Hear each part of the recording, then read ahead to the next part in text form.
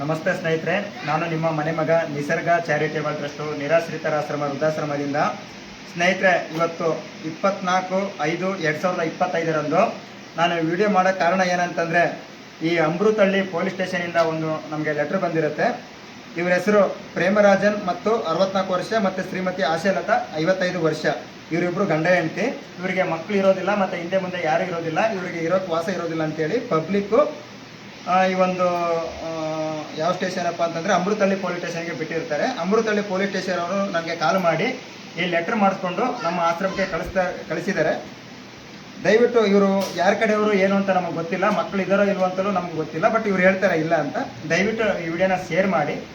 Suppose ಯಾರಾದರೂ ಇದ್ದರೆ ತಲುಪಲಿ ಅನ್ನೋದೇ ನಮ್ಮ ಆಶಯ. ಇವರು ನಮ್ಮ ಆಶ್ರಮದಲ್ಲಿ ಉಳ್ಕೊಂಡಿರ್ತಾರೆ. Thank you. ದಯವಿಟ್ಟು ಈ ವಿಡಿಯೋನ ಶೇರ್ ಮಾಡಿ.